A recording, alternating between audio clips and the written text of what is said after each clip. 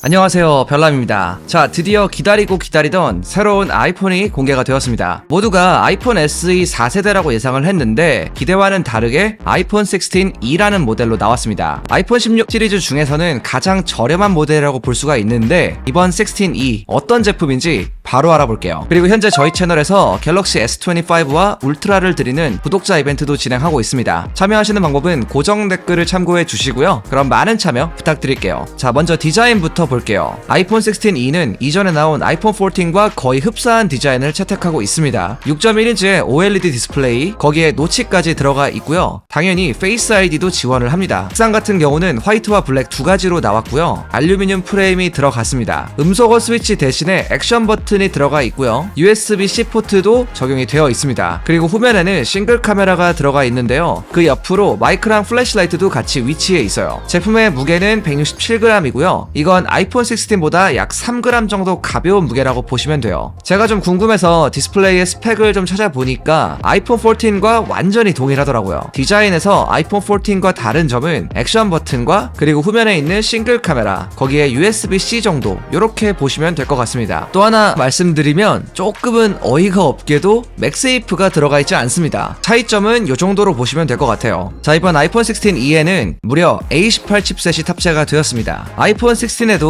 A18이 들어가 있죠. 그런데 GPU 코어의 개수가 좀 달라요. 아이폰 16 프로에는 6개, 기본형에는 5개의 GPU 코어를 가지고 있는데 16e는 4개의 코어만 가지고 있습니다. 같은 칩셋이긴 하지만 성능이 조금은 다르다고 볼 수 있는 거죠. 그래도 뭐 성능 자체는 플래그십 수준이다, 이렇게 얘기할 수는 있을 것 같고요. 아이폰 16과 마찬가지로 애플 인텔리전스도 똑같이 지원을 합니다. 뭐 램에 대해서 따로 언급은 없었는데 AI 기능이 지원되는 걸로 봐서는 아마도 8GB 가 들어가 있지 않을까 싶어요. 참고로 이번 4월에 애플 인텔리전스가 드디어 한국어를 비롯해서 다양한 언어를 지원한다고 하는데요. 이제야 조금 이 애플 인텔리전스를 잘 활용해 볼 수 있을 것 같습니다. 그리고 이번에 처음으로 애플에서 자체 제작한 모뎀이 들어갔는데요. C1이라는 모뎀이 탑재가 되어 있습니다. 기존 아이폰은 퀄컴의 모뎀을 사용했는데 이번 16e를 계기로 자체 모뎀으로 갈아탈 예정인 것 같습니다. 카메라는 후면에 48메가픽셀의 싱글 카메라가 탑재가 되었는데요. 아마 여러분들 그러실 수도 있어요. 요즘 트리플 카메라가 거의 뭐 디폴트 값 아니냐, 근데 웬 싱글 카메라냐, 이렇게 생각하실 수도 있긴 한데 이 카메라가 그래도 나름 2-in-1 역할을 하는 카메라라고 해서 광각과 2배 망원까지 지원을 해준다고 합니다. 2배 망원 같은 경우는 디지털 줌이 아니라 광학 줌이라고 하고요. 싱글 카메라이긴 하지만 여기에 뭐 디퓨전이나 스마트 HDR5 같은 이런 여러가지 기능을 지원하기 때문에 뭐 사진이나 영상을 일상적으로 찍는 데는 뭐 딱히 문제는 없어 보여요. 다만 아쉬운 점으로는 접사 모드가 지원이 안 되고요. 시네마틱 모드랑 액션 모드, 그리고 공간 사진과 공간 비디오, 이런 부분들도 지원이 안 됩니다. 이거는 꼭 참고를 해주시면 좋겠죠. 배터리는 정확한 용량이 나오진 않았지만 아이폰 16보다 더 오래 갑니다. 동영상 재생 기준 26시간으로 아이폰 16보다 거의 4시간 정도 더 오래 가고요. 스트리밍 같은 경우도 3시간 더 오래 갑니다. 배터리 용량 자체가 늘어난 거라면 무게가 더 무거워졌을 것 같은데 오히려 무게는 더 가벼워졌죠. 제가 보기에는 아무래도 전력 효율 자체를 많이 개선한 게 아닌가, 이런 생각이 들었습니다. 물론 아직 사용은 안 해봤지만 배터리는 이번 16e에서 가장 마음에 드는 부분 중에 하나였어요. 그리고 USB-C 포트와 무선 충전, 여기까지는 좋은데 제가 아까도 말씀드렸죠. 맥세이프가 안 들어갔다고. 이게 사실 좀 굉장히 짜치긴 하는 부분이에요. 사실 맥세이프 같은 경우는 뭐 저를 포함해서 굉장히 많은 분들이 이제 잘 활용하고 계신데요. 이게 빠진 건 아무래도 사용자에 대한 배려가 좀 너무 없지 않았나 싶긴 합니다. 자, 그럼 이번에 가장 중요한 가격을 좀 보면 솔직히 상당히 어이가 없습니다. 128GB 모델 같은 경우는 99만원부터 시작을 하는데요. 그냥 뭐 100만원이라고 보면 되죠. 물론 이게 현재 굉장히 높은 환율, 뭐 이런 것 때문에 뭐 비싸진 건 맞겠지만 이렇게 되면 아이폰 16이랑 가격 차이가 26만원밖에 나지 않습니다. 사실 저 같으면 그냥 26만원 더 내고 아이폰 16으로 가는 게 더 맞지 않나, 뭐 이런 생각이 많이 들긴 해요. 더 좋은 디스플레이와 더 좋은 카메라, 거기에 성능도 조금 더 좋죠. 더 다양한 색깔을 고를 수 있는 것도 덤이라고 볼 수도 있고요. 표면적으로만 봐도 이 정도 차이라고 볼 수가 있는데 이 가격이 좀 맞게 측정이 된가 의문이 들긴 합니다. 뭐 그래도 다행인 점으로는 국내 출시일 같은 경우는 1차 출시국 일정에 이제 들어갔습니다. 2월 21일 오후 10시부터 사전 예약이 시작되고요. 정식 출시일은 2월 28일입니다.